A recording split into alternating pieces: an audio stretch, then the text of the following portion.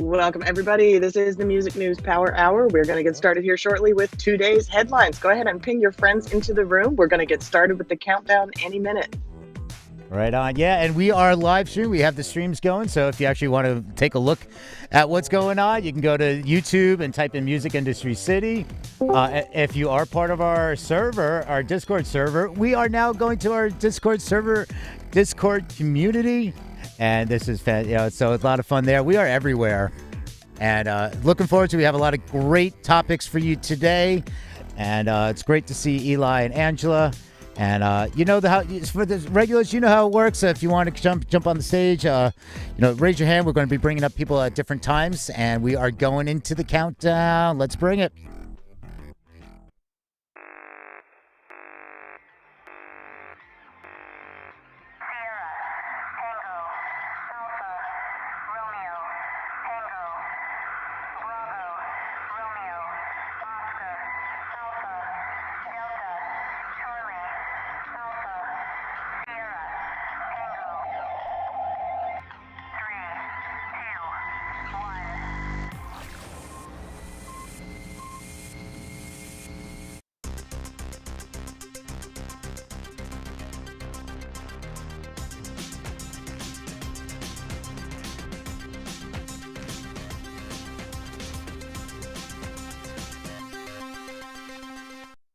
Hey, doing? Welcome to the Music News Power Hour here on the Music Industry City Broadcast Network. And today we are going to talk about, Eurovision had some COVID results, and also the UK concert that happened a few weeks ago. Broadway is reopening soon, and there is a plan, everything we know and don't know about it.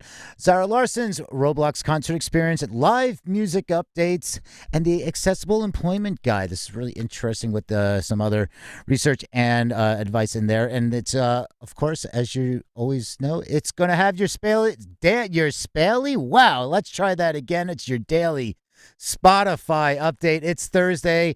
My tongue and mouth, it's not working today. I'm going to have to go get a new pair of lips or something and try this again. But let's change this over by welcoming our co-hosts Eli Window and Angela Randall. How you doing? It's great to see you. Help me out. Hello.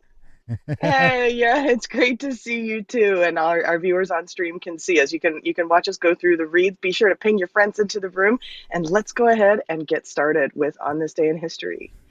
Today, May 20th, we remember the death of Rudy Lewis from 1964. Rudy Lewis of the Drifters died age 28 under mysterious circumstances the night before the group was set to record Under the Boardwalk. On this date, 2012, Robin Gibb, one-third of the Bee Gees and a singer-songwriter who helped to turn disco into a global phenomenon by providing the core of the soundtrack to Saturday Night Fever, passed away from cancer, aged 62. On this day, 2013, Ray Manzarek, keyboard player and founding member of The Doors, died, age 74. Manzarek, who had suffered from bile duct cancer for many years, died in a clinic in Germany with his wife and brothers at his bedside. Moving on, birthdays today. Born this day, 1944, Joe Cocker, English singer and musician. And born this day, 1946, Sherilyn Sarkisian. Cher, we know her as, American singer and actress. Born May 20th, 1961, Dan Wilson, American musician, singer, songwriter. He wrote Closing Time for his band Semisonic. Happy birthday. And born this day, 1972, American hip-hop artist, Busta Rhymes. Happy birthday. On this day in history, 1966, Pete Townsend and Roger Daltrey of The Who grew tired of waiting for Entwistle and Keith Moon to arrive for their gig at the Ricky Tick Club in Windsor, England. So they took to the stage with the bass player and drummer of the local band that had opened the show. When Moon and Entwistle finally arrived in the middle of the set, a fight broke out, with Townsend hitting Moon on the head with his guitar. Moon and Entwistle quit the band. It should be noted they did rejoin the band a week later. On this day, 1997, U2 caused traffic chaos in Kansas City, Missouri, after they paid for traffic control to close down 5 lanes so they could shoot the video for Last Night on Earth. Apart from major traffic jams, a passing Cadillac crashed into a plate glass window trying to avoid hitting a cameraman. And on this day, 2003, soul singer James Brown was pardoned for his past crimes in the U.S. state of South Carolina. Brown had served a 2.5-year prison term after an arrest on drug and assault charges in 1988, was granted a pardon by the State Department of Probation, Parole, and Pardon Services. James Brown, who appeared before the board, sang "God Bless America" after the decision. God bless James Brown. And that's it for this day in history. Back over to you, Peter. All right. Thank you, Eli. Hopefully, I have my mouth worked out and it'll operate properly now as I'm doing the reads. And yesterday was I gotta say, yesterday we had a lot of articles that were like, "Hey," and like they didn't proofread them. So as I'm reading it, it's like, and they are going to store. I'm like, this is not helping me. They at where? Wait, what? Yeah. So hopefully the writing's a little better today because I mess it up as much. I already mess it up enough as is. So with that being said, thank you everybody for tuning in. This is where we scour the World Wide Web for music business news that we think should be open for discussion. We're going to start the reads very shortly, but first want to welcome everyone that is tuning in on our video live stream there. And feel free to say hi. And if you have any questions or comments, feel free to put them in the chat. How this works is we'll read key sections from the articles for about the first 20, 30 minutes and open the stage for a roundtable discussion for the remainder of the hour. Feel free to raise your hand during the read if you want to come on stage and offer your thoughts for later. Please note this is being recorded in live stream. If you enjoy this, want to tune into all our program and network events, tap the green house at the top to follow the Clubhouse group. You can also register for free at musicindustrycity.com. All right, and with that being said, let's get to it.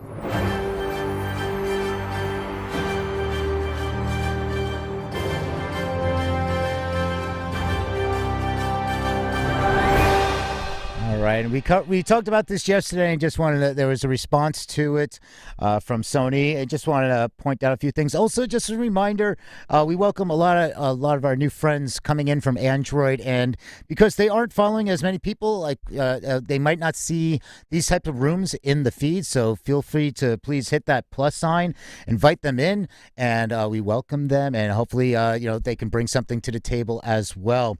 Also, we put up the headlines in our show notes, so you can read along at home or wherever in the world you are.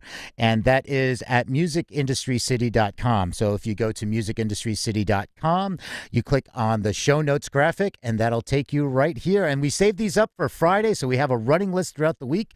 And then Friday, what is Friday, Eli? Friday is our week in review. And if there's anything that we've discussed in our headline reads during the week, or if there's anything that we didn't have time to finish a discussion about in a previous Music News Power Hour, we bring it back to the table on Friday. It is our week in review. Think of it as a pizza party for the Music News Power Hour. And we'd love to hear your thoughts on the Friday week in review.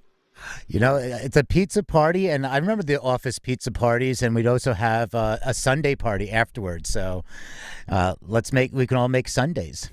And with that being said, this is from Complete Music Update. Sony confirms AWOL acquisition completed, acknowledges regulator investigation into the UK.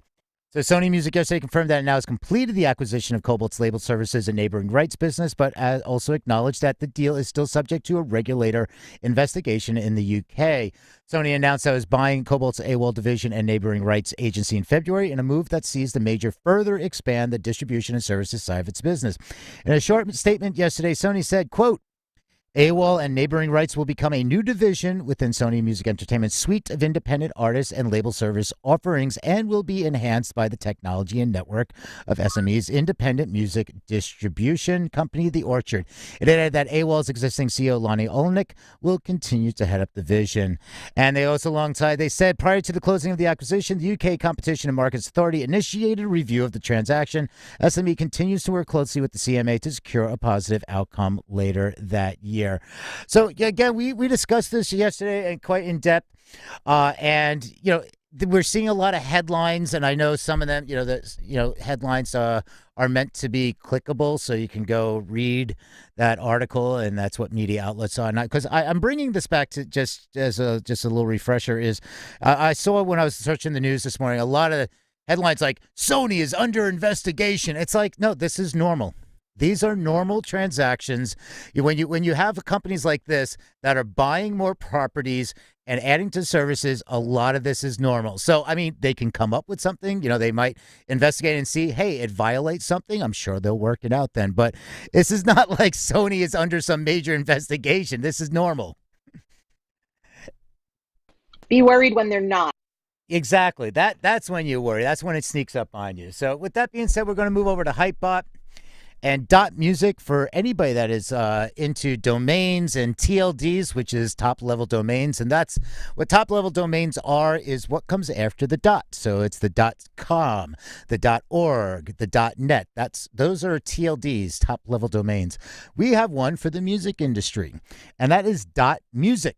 Well, we don't have it just yet, but it's getting closer. .music domain moves closer to launch with ICANN agreement. The much coveted .music has moved a major step closer to launch with the announcement of an agreement with ICANN to operate the top-level domain. The .music registry originally beat out other applicants, including Amazon, Google, Donuts, Radix, MMX, GRS, and far further to manage the .music domain. That's, for anybody that's in the domain space, besides Amazon and Google, Donuts, Radix, I mean, those are some of the top registries. The Internet Corporation for Assigned Names and Numbers, ICANN, is the international organization responsible for managing and coordinate the domain name system, the DNS. The RIAA and others have warned that .music could be a haven for piracy if not managed properly. This new agreement with ICANN should calm those fears. .music will have its own set of safeguards, including two-step authorization to prove the legitimacy of any application. The domain is also governed by a policy advisory board, which includes the IFPI, RIAA, National Music Publishers Association, and the American Association of Independent Music, A2IM. Quote, this has been a long and challenging and unpredictable process for the entire .music team and the global music community, which has supported the .music initiative to a safe launch, trusted and secure .music domain extension and identity, said Konstantin Russos, founder and CEO of .music. Finally, after nearly a decade-long effort since applying for .music, we are excited to have signed the registry agreement with ICANN. We are now one step closer in providing the international music community with a verified music web address and identity that signals trust, authenticity, a safe haven for music consumption on a global label. This is a great moment in music and internet history. And this is, I mean, the fact that you now can, .music, I mean, we all know music, and, to have your artist name, to have your business name that's in the music business, it's really cool. I mean, if you were here on Clubhouse back in January and February, you might have seen .club blow up, and it was really interesting because actually people were assuming the .club extension meant Clubhouse, and it had nothing to do with Clubhouse. It just happens to be .club. And that's why we always say, when you're listening and paying attention to people on Clubhouse selling things, telling you, how to be a millionaire or what to buy or what cryptocurrency, go and do your research. And people were buying up .clubs left and right, thinking they were going to resell these for thousands of dollars just because they were seeing these domainers, some of the snake oil salesmen in that sense, saying, oh, we flipped this domain for X amount. And it's kind of like NFTs. You buy it on you buy the initial run, but you don't know what's going to happen in the secondary market. So people were spending $500, $1,000 on domains said .club, and then they were immediately trying to resell them because they were hearing about this. Yeah, don't do that. You're gonna end up losing. Only a few will. It's playing the scratch tickets. So, with that being said, we're going to move over to more on the live music sector here, and this one is from the Netherlands Times, NL.nl. Speaking of top-level domains, .nl is a top-level domain. 9 people tested positive for COVID at Eurovision so far, most of them personnel. Out of some 20,000 coronavirus tests that were taken among the staff, journalists, and participants of the Eurovision Song Contest, 10 turned out to be positive, including one person who tested positive twice. Infections most commonly occurred with personnel of the Ahoy Rotterdam venue, which is hosting Europe's largest music competition this week, the ANP reported. Those 10 positive tests also include the previously reported cases of coronavirus infections with the Polish and Icelandic delegations. The other recorded cases of infections concerned additional staff such as security guards, construction workers, or drivers who are likely infected with the virus outside the venue. Quote, Eurovision executive producer Bakker said, none of the infections have taken place within Ahoy, so the strict testing regime has worked well so far. According to Backer, 20,000 tests were conducted from April 6th through Monday this week in a speed testing street setup specifically for this purpose. Members of all delegations and journalists needed to provide a negative test result each time they entered the arena.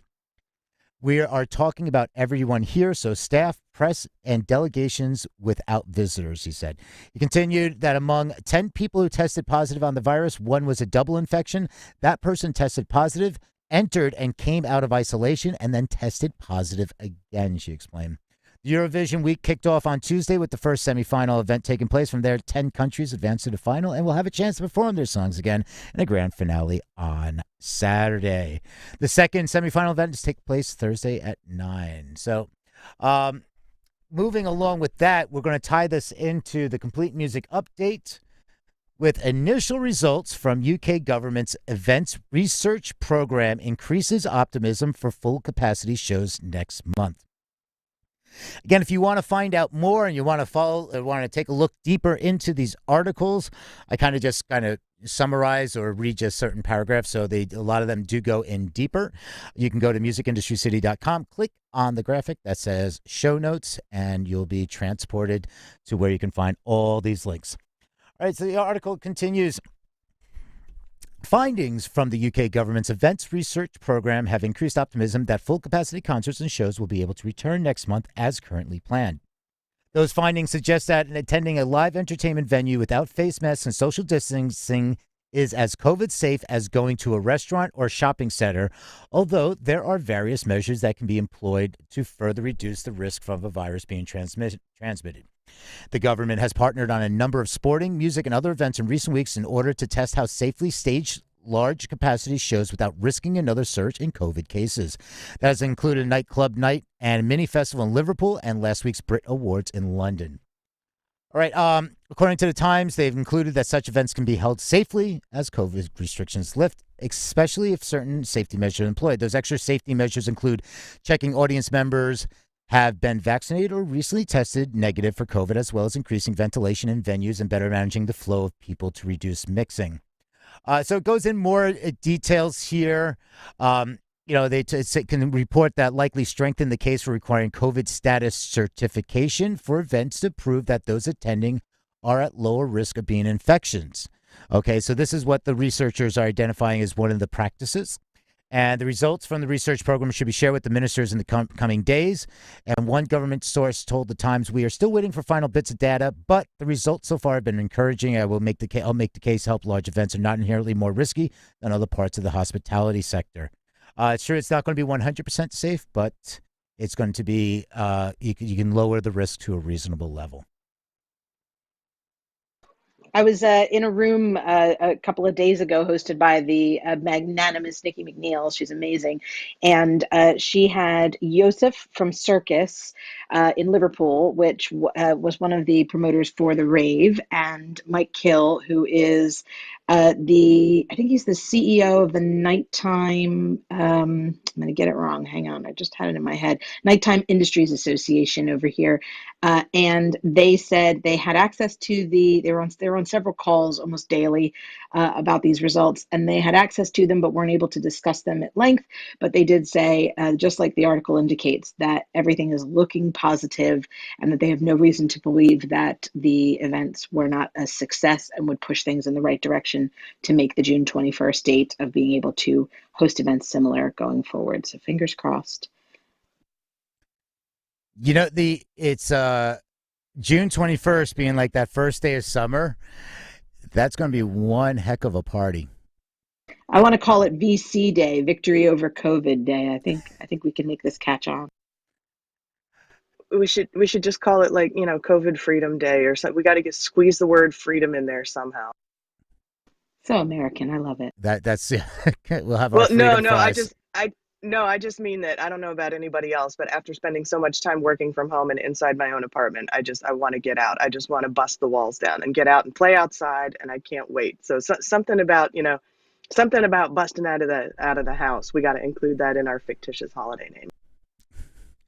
Well, the Nordics already have midsummer, so They're already, if they're opening up, they're going to be partying, and the Finns know how to make that happen too. So, with that being said, let's kick over to Broadway. We're going to stick just a couple more articles on live here. And this is from Billboard.com and Broadway's 2021 reopening, what we do and don't know. All right, so the theaters, some insiders. I'm not going to read all of the, there's insiders give a sense of what to expect when the curtains rise on September 14th. So, Governor Andrew Cuomo announced on May 5th that this Broadway would light up again on September 14th, and that's after an 18-month hiatus. Okay, one thing about reopening, however, was established last year as it go. Unlike movie theaters, which have opened with partially distanced seating, Broadway would come back only at 100% capacity. And what Brian Moreland, a member of the board of the governors for the Broadway League, said, we learned very early on in the pandemic that it wasn't financially viable to open the theaters at anything less than full capacity. Social distancing in the theaters just doesn't work for the commercial model of Broadway.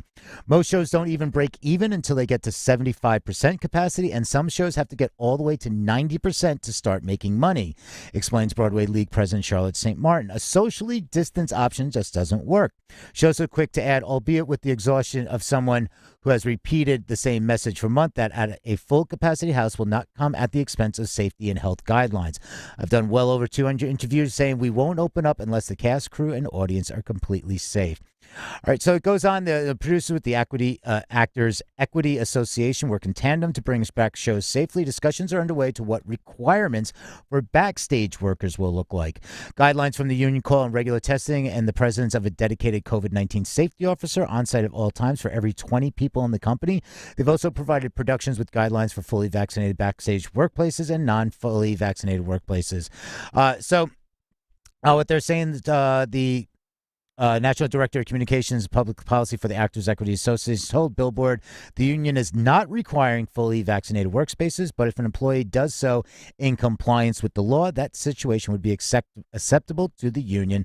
And conceivably, someone could cite medical, religious reasons and refuse the vaccine while still aiming to return to work. All right, so regardless, expect all productions, whether fully vaccinated or not, to involve masks. The Actors Equity Association guidelines specify masks should be worn backstage and in front of house, except for the actors when rehearsing or performing.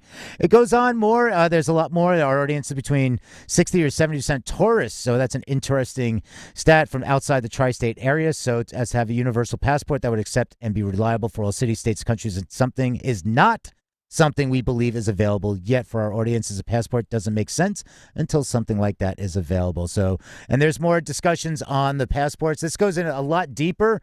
It's, great to see. And if you're following along, you can check out in the show notes at musicindustrycity.com.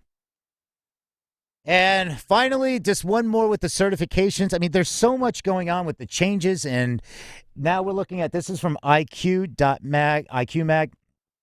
This is the OVG helps develop safe venue certification ahead of reopening. ShareCare Verified aims to give fans peace of mind when they return to U.S. stadium, arenas, and other entertainment venues this year. The ShareCare Verified Climate Pledge Arena is scheduled to open in October 2021. So there's Oakview Group, OVG, has partnered with ShareCare, an Atlanta-based health company, and CAA's Icon division to launch a new hygiene certification for venues that aim to boost fan confidence and mitigate risks associated with COVID-19.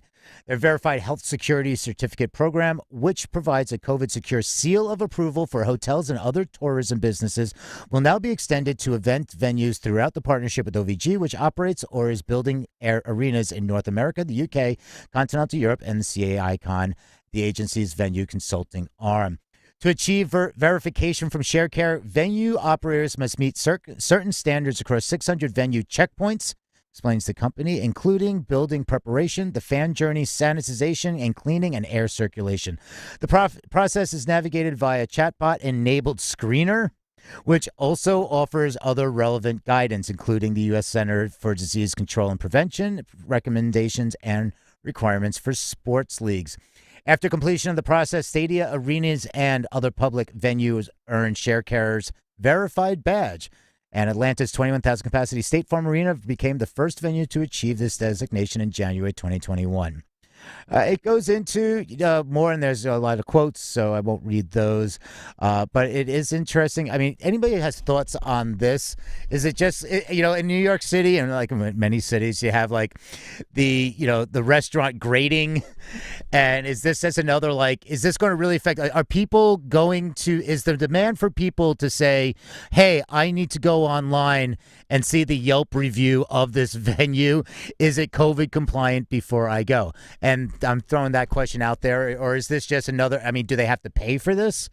And that's the kind of questions that people are asking. Well, I think that anytime that certifications are involved for a venue or a place of business, that there's a cost involved in getting that certification. And just like the grades that you mentioned now, by for the health department that you might see on the outside window of a restaurant, we have a B plus from the health department. We may see something like that, COVID compliance gradings. Posted on the front window of the restaurant and on their website, on their social media, just like we see their health department gradings. But they also have to pay for those inspections and certifications so that they can do business as well? Those are very good questions. So, Did it say it was administered by a chat bot? yeah, so let's go back to what it says here. So to achieve verification from ShareCare, the venue operators must meet certain. Okay, explains the company, including building preparation, fan journeys. The process is navigated via a chatbot-enabled screener, and which also offers other relevant guidance. So and that here and that's really interesting. Is it a person? Is it a chatbot? Is it something that's saying, "Here, go here, show this"? Or I mean, how it's really interesting how it's going to be put together. But going back to, I just want to go back to my original question because I threw it in one direction, which was saying, is audience going to care? The second question is then, are production crews going to care? Are the workers going to care? Is this going to help them say, yeah, or promoters, oh yeah, we'll go use that venue over this venue because they have the A plus, the gold star on their certificate. Where is Chris when you need him about this? I so want to hear Musgrave weigh in on this one. But if anybody else, I know Elliot's in the touring business. If anybody else down there has something to add, if they're artists, do you think will care about this? I would love to hear that during the roundtable if we have time. I would love to hear Stuart's thoughts on that because I'm sure Stuart has a lot of experience with this and has some thoughts he could share with us. Hi, good morning. Hi, Stuart. It's great Hey, to see you. How Stuart. are you? Great to see you. Hey, what do I have thoughts on?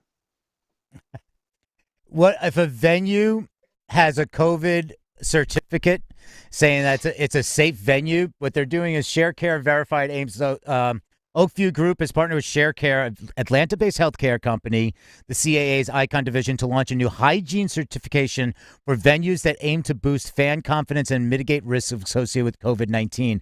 So they're going to send out, they're going to approve like a 600-point verification of a venue to say this is COVID certified safe. And will that have any? Will fans care? Will promoters? Will the artists? Will production crews? Will workers? Will this have any effect, or is this just Mhm. like the venue, the restaurant getting an A plus rating from the city? Yeah, that's a good question. Um, the thing to consider, right, is not necessarily how people feel because everybody has a different comfort level, right? A lot of people are uncomfortable with people wearing masks. I've heard of people that are uncomfortable with people who have been vaccinated. I mean, it varies wildly. Listen, OVG is a very solid company, right? I mean, they're great venue operators. But the key is really whose liability is it if they're not telling the truth, right? It's the venue's liability. And if you look at how insurance claims would flow, the venue and or the promoter are primary, right? So it's really the venue's job to do this. Now, what I'm hearing are, you know, two things. One is audience facing, and the other is production facing. Now, I don't know how much the audiences are going to care. If a person is comfortable going into a crowded bar without a mask, they're going to be comfortable going into a venue regardless of this certification. Production crews, well, that's a different story, you know? And if it were my tour, I would require everybody on the tour to be vaccinated. That's just me. And anybody who refused, we wouldn't hire. Just like on every tour in the last, God knows how many decades, we've had to ask the question, when we're interviewing or considering hiring someone, is there any reason you can't get into Canada? It's a yes or no question. You don't have to tell me the reason if you're not comfortable, but is there any reason you can't get into Canada? And if the answer is, I think I've solved the problem or I can't get into Canada, then we don't hire that person until they can go to an attorney and fix their problem. And I think the same thing is going to happen with the demand for people to be fully vaccinated. Obviously, different organizations will take different approaches on it.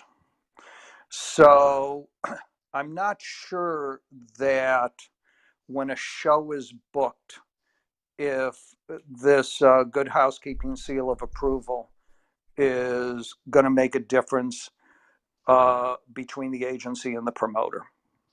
It's just, that happens months before the show plays. And so once the show is booked, is the production crew going to say, no, that's a dirty venue. We don't want to go in there. I just don't see it. Listen, I think these kind of good housekeeping things are fine, but I'm not sure they're going to make a huge difference. This is Stuart Umden speaking. Thank you, Stuart. Yeah, the areas like feeling comfortable. Is it almost just that mindset of maybe it's just saying like, listen, we just want you to know that we have the seal of approval, so you can feel comfortable that we have taken the precautions and recommendations, and we want you to feel comfortable. Will it have effect on business attendance? Most likely not, like you said, because as we are opening up, it's the gates are opening and people are rushing, and these have been on hold, and people are just saying it's like, listen, go. And if there is one or two people that say, hey, I'm not going to do that because they don't have the gold star, those are there. It's like, okay, well, join us on the next tour or something like that. It's I can't really see it affecting people, but I like it, the fact that it can maybe give some people peace of mind or something, that they are they have taken it seriously, and that they have taken those precautions. Well, at least they're paying attention. Yeah. Right? They're not deniers. They obviously have certain standards for cleanliness and hiring practices and keeping, I assume, non-essential personnel away from, visiting tours. I think that's fine.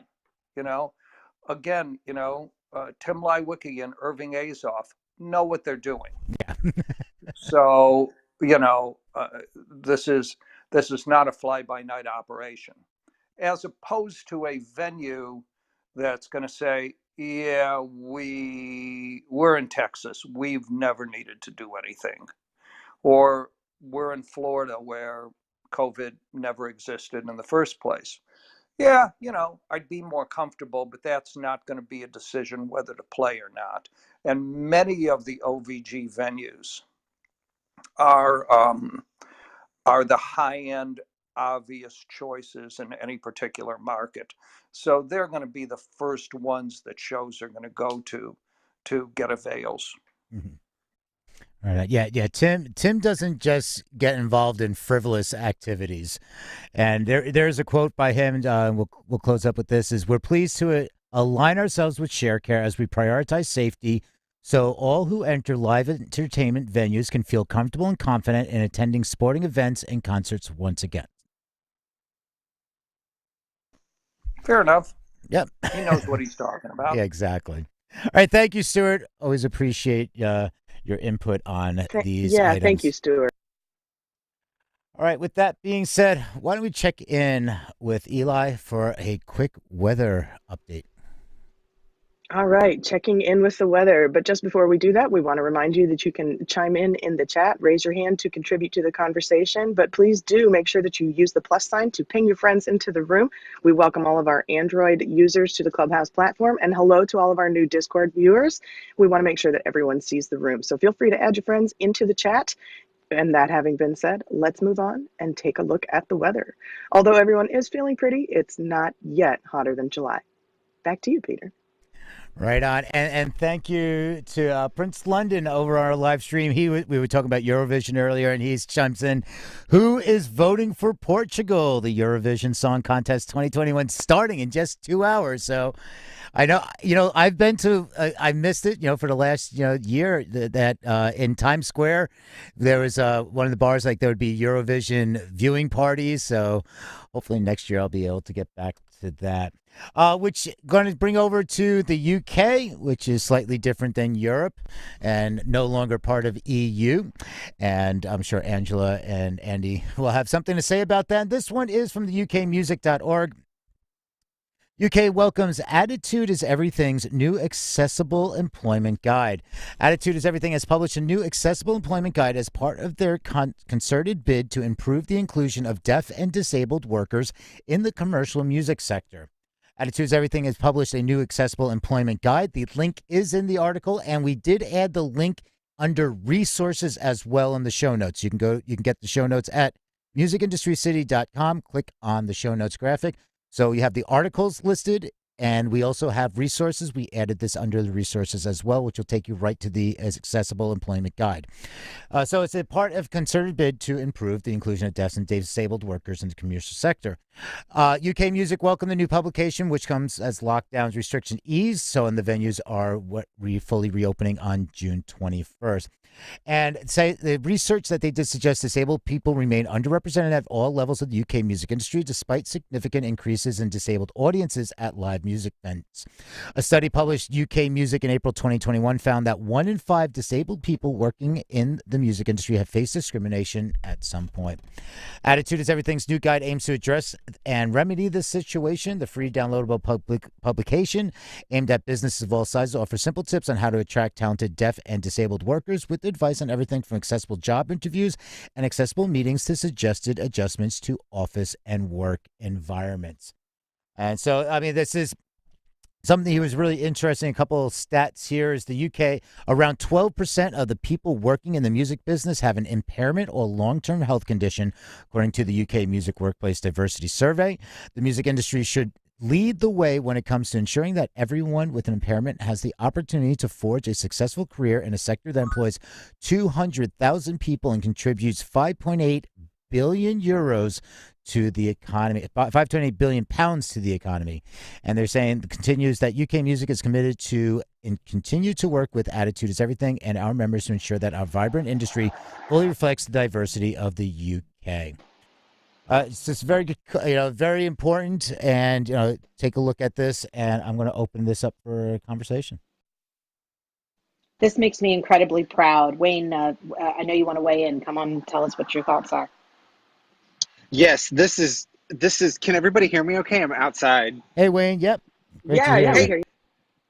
Great. Yeah, no, I mean, my heart is skipping. This is really, really, really important. I mean, I hope that we can follow this trend in the US. This is very important. I mean, this is neither the time or the place for these types of stories, but I could definitely tell all of you that I've experienced discrimination in the music industry, and not only just from a professional standpoint, but also a as a student of music as well. I've experienced awkward situations from professors and things like that. So the move to make this happen in the UK is extremely important, and I really hope it sets an example for the rest of the world. This is really great.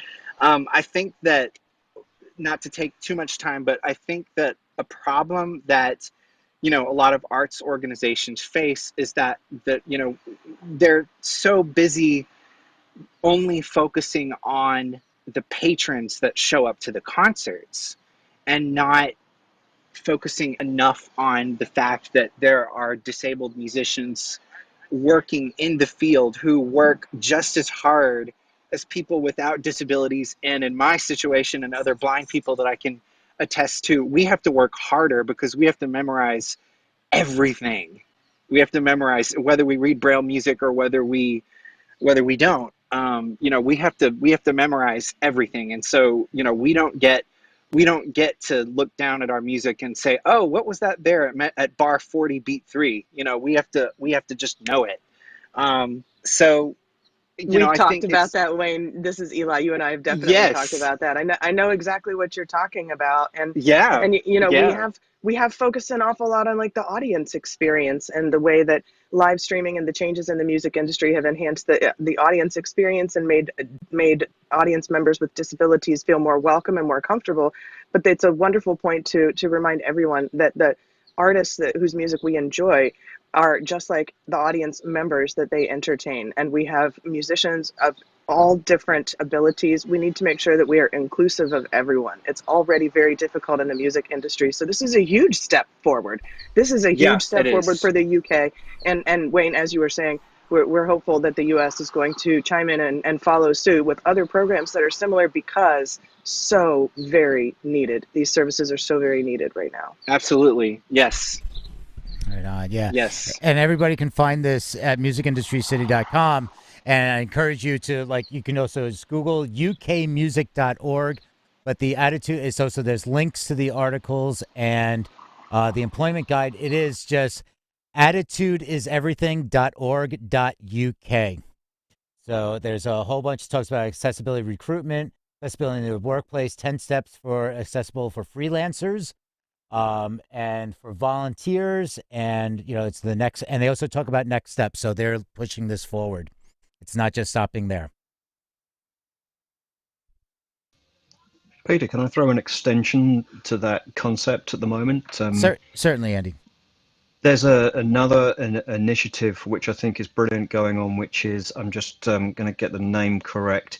It's called Remote Control. It's part of the Mimu Gloves organization, which I'm sure you probably know is Imogen's invention. They've actually got an open call at the moment for anybody who identifies as disabled and would benefit from having gloves that make music, or are able to control music, and they're having residencies and they've got money, and they can get free pairs of gloves for people and help them onboarding with making music with the gloves. It looks like a really good initiative. Oh, that's fantastic. Yeah, I just did a quick Google on that. So, yeah, if you Google up just remote control Imogen Heap, and you'll find more about this. The gloves that turn gestures into music. The Mimu, MIMU. Thank you for that, Andy. No worries. All right. We are just going to kick over to then talking about some. This is from Amplify U, and that is YOU. And what's interesting about this, it is new music revenue streams, the phenomena of music and video game streaming. And we've looked to see over this time how Twitch, Twitch started as a gaming platform, and it's turned into a different type of social platform, and music and everything. So it's this is for Janelle Borg. She talks. It's got a little more of an op-ed piece, but there were some really interesting points made because she ties in larger companies in with music here. So They're talking about business savvy music and gaming professionals long noticed that music and gaming are becoming increasingly interlinked.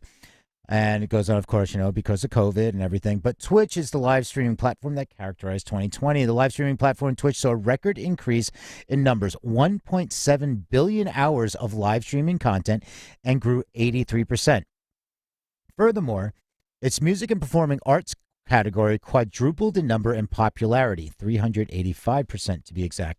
These numbers have been cemented by Twitch's importance in an industry that previously depended on live performance and touring. Twitch seems to have satiated audiences' need for live music by temporarily replacing with live streams and behind-the-scenes content. However, this growth wasn't simply a byproduct of the pandemic. Rather, the Twitch team has been working on making inroads in the global music industry for years. The pandemic proved to be the catalyst that led to their Twitch's explosion. In an interview with The Guardian, Twitch's head of music, Mike Olson, explains this statement further. Even before social distancing began, a vibrant music scene thrived on Twitch. It's been small but mighty, with a handful of artists growing followings in the community, similar to the way new artists gain traction on SoundCloud. They're talking about some of the electropop musician Hannah, who's worked with Grimes, a few others there. But they talk about the ecosystem, the tiered subscriptions, and how they facilitate the artist-fan relationships. And they talk about SoundCloud's partnership with Twitch, which helped make an artist get affiliate status right away if you had a SoundCloud Pro account. And I can go on a lot about why you shouldn't actually become an affiliate right away on Twitch, but I won't. But then they're talking about how multinational corporations have quickly noticed this music gaming collision and are scrambling to come up with ways how they can have a piece of this lucrative pie. So going back in April of this year, marked Sony Music Entertainment's $200 million investment into Epic Games.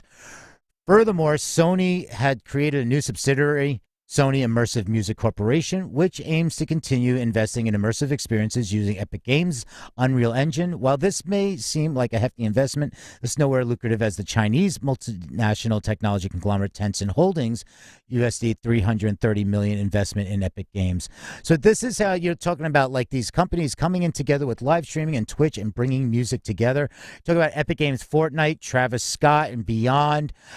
So what's next? There's still a long way to go in terms of copyright. And this is the issue that is happening on Twitch, is the DMCA takedown notices. The platform is still working on resolving automatic copyright infringement issues.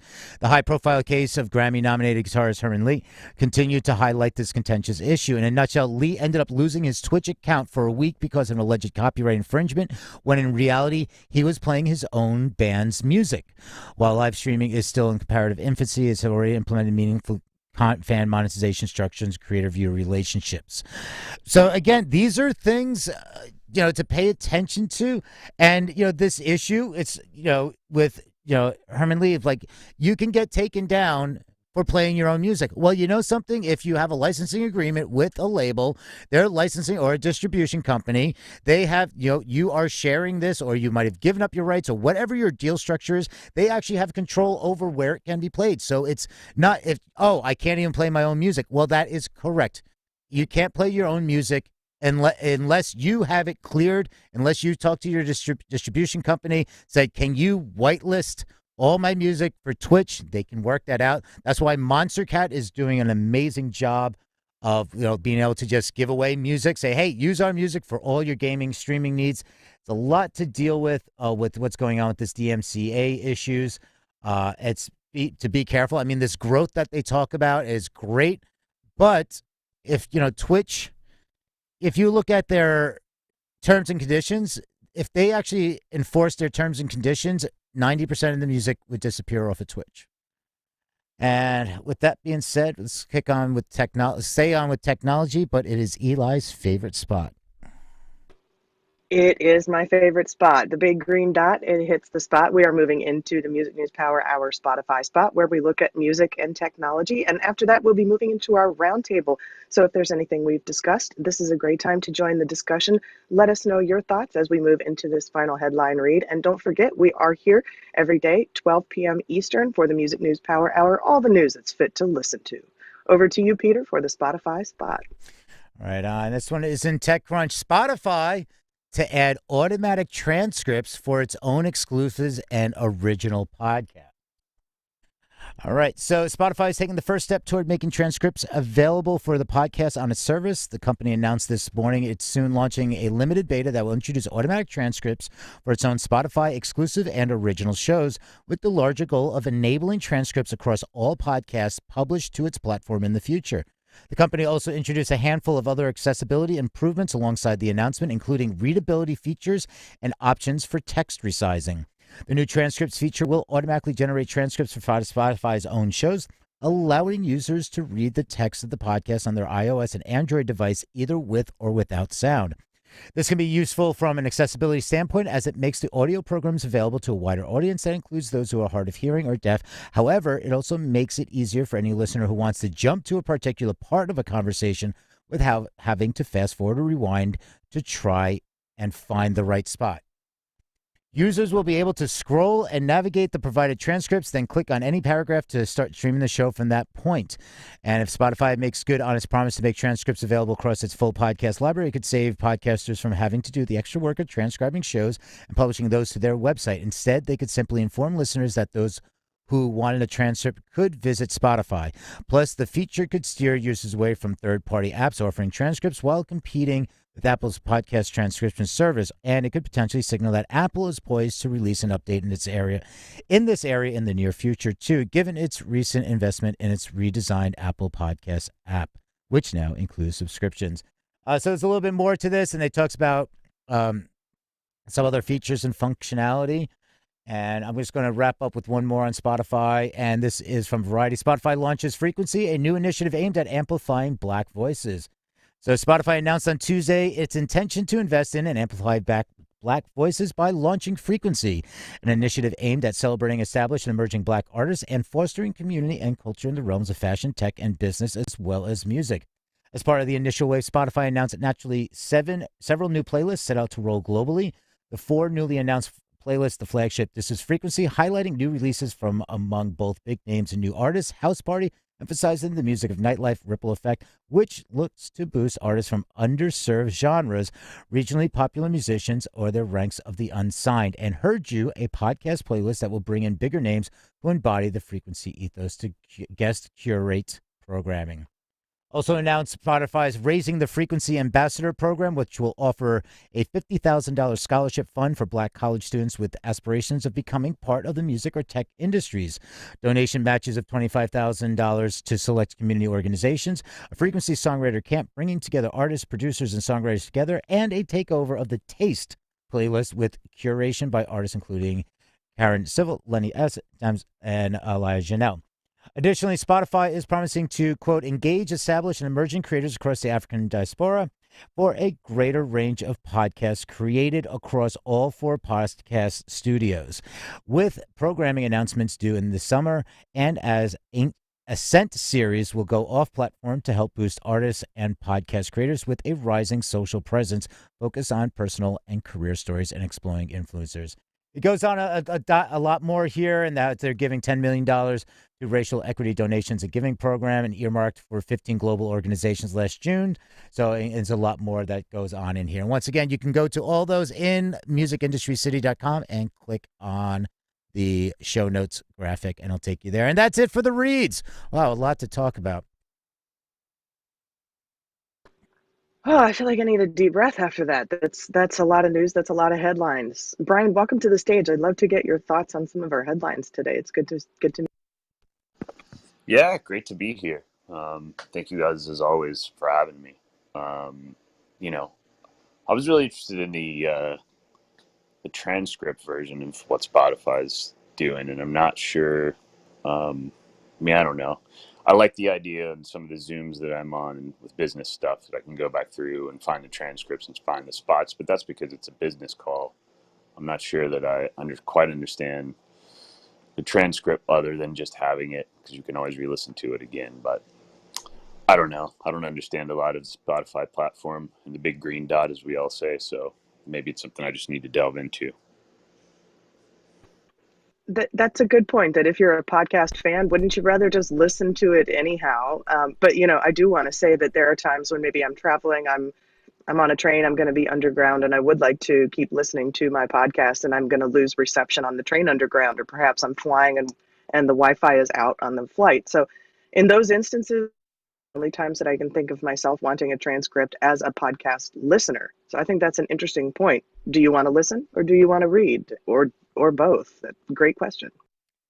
I I think a also lot. think it bears some use. Sorry, Peter. I think for when sharing it, I know that I find that if a podcast is an hour long and it's new to somebody, I might get a bit further with them if I can go in and pull the part that made me think of, oh, so and so should listen to that, or oh, that's something I definitely want to share. If I could pull a bit from the transcript, copy it, paste it to them, and say, this is the part I was talking about. Check in and listen to this. They might go back and listen to the whole podcast, but at least I'm not misquoting names or misquoting what someone said or giving somebody wrong information because I'm trying to do it from memory. The real Rosetta Stone to podcast transcription is it makes them searchable. Yeah, that's what I was going to say. Is making the transcript available is kind of a byproduct of starting with speech to text and searchability. So now, even though the title of the podcast doesn't represent everything, you can search and find out at 18 minutes and 12 seconds they started talking about XYZ. So that's huge for their business model. Go ahead. Yeah, even if no humans care that much about the transcripts, it's the machines and the SEO that do. Yeah, and there's the area. It's like kind of like when YouTube rolled out chapter markers, and you could add the chapters. Say, so if you have an hour-long conversation, you cover 6 topics, you can put the chapter marker start, and that was beneficial for people so you didn't have to cut out shorts out of it. It was like, here's the chapters, you can go there, and I only cared about hearing this section, and I can click right to that. That was helpful. So with the transcripts, but I think this is also, an accessibility. It's part, this is really something that they're part. It's a part of the bigger plan, what they're doing Spotify, because even here when they say is alongside the news of the beta, Spotify introduced a handful of readability improvements to aid low vision and visually impaired users to better see various buttons on the app, like those start listening or a shuffle play by adjusting the button's color, text, and formatting side. And while Spotify already supports a system-wide text changes known as dynamic type, it's now allowing users to increase text sizes even more through a new feature under settings in iOS. The settings accessibility display text size, and you can change it there. And Spotify says the podcast transcripts beta is rolling out to all mobile users for select Spotify original exclusive shows in English over the next coming weeks. A lot of this, I think, is the Spotify versus Apple wars about podcasts and also music listening. And I don't know if you guys got into the Apple announcements on their music platform in the last few days, but Apple is really trying to jump back on and achieve some dominance there. And I think they're having a hard time keeping up with Spotify. So that's a topic I hope you guys cover. We were calling that streaming wars. I don't mean to cut you off, Greg. I'm sorry. We were jokingly calling that streaming wars because it's just, it's everybody. The announcements, the headlines are flying this week. We are seeing all sorts of back and forth between Spotify and Apple Music this week. And so definitely a lot of headlines to check out. If you're interested to check out some of the headlines that we did post earlier this week, you can always visit musicindustrycity.com. You can click on the show notes graphic, and from there you can read all of the articles that we're discussing. So if there's something you want to know more about, please do visit musicindustrycity.com. We have all of our articles that we've covered as they relate to the streaming wars on musicindustrycity.com. Just a quick reminder that we are here on the Music News Power Hour. We are here from 12 to 1 Eastern every Monday through Friday, so join us weekdays on stream or in the discussion. We would love to hear your thoughts. We scour the web for music news headlines that we think are important, and we wonder if you do too. So on behalf of our UK correspondent, Angela Randall, and myself, Eli Window, I want to thank you so much for joining the discussion today, for joining the Music News Power Hour. We hope we see you again tomorrow. And Peter, over to you. All right. Hey, just a little funny thing. I forgot to tell you about this when I called you the other day. It was like I said, "Hey Siri, call Eli Window," and I have Siri set to I think an Australian accent. It's like calling Eli Window. So I mean, that's a terrible accent, but it I was love just it. more about how they pronounce how Siri pronounced your name. So And that's your new name in my head. There we go. And you know what? Now that you said That's that, I'm great. wondering if Siri doesn't have something to do with the Starbucks names that they write on the cup. Do you think Siri has something to do with those names? I don't know. We should look into it. it's all the AI revolution. Have you So missed out on window on the weather? yes, you missed out on Oh, the there you window. go. It's Wind down the. wind down the weather. I love it. All right, everybody. Thank you so much. We appreciate you joining us. We appreciate everybody joining us on the stage and your comments. And for people that are just tuning in, and I see a lot of people over there on YouTube and Twitch. So thank you for checking us out. And also, tomorrow is a big day. So just before you go, one last thing. Tomorrow is a big. It's Friday. And what that means is in our Good Day Music World show, which starts at 11 a.m., we do artist shout outs and we create playlists. So you get to shout out, like you tell your friends, like, hey, check out this artist. And we put it and we make a playlist. Martina, our musical mixtape mistress, she creates a playlist based on your suggestions. So we have a monthly playlist. And then every Wednesday, we send out in the Music Industry City newsletter. We send one out Sundays and Wednesdays, but on the Wednesday, you get to hear about Martina's pick. So after she puts the playlist together for the week, she then picks one song and writes a review on it, and like why she picked it. So it's really fascinating. So you get to have the bragging rights of that. Martina chose my. But to get that. Oh, your mic cut out on us. Seriously, again, I really need to. There you go. It's back. It's. All right, I got to get a new. I really have to get a new cable here. So, I mean, it's. I don't know what's up. So anyway, with everybody, check out musicindustrycity.com. Register for free. You can find out when Martina's picks. Join us tomorrow at 11 a.m. Eastern in the Good Day Music World to shout out an artist you like. We'll create the playlist around it. And it is the week in review on in the Music News Power Hour. So thank you all again and have a great day. We'll see you tomorrow. Cheers. Cheerio. Cheerio. I was just going to say that. You beat me to it. Cheerio. I hope you have a great day today, everybody. It's great to see you. Cheerio, chaps. Cheerio. It sounds so much nicer when you say it. Cheerios. Well, like when Angela says it or when Andy says it, either way, it just sounds so much nicer. I can't say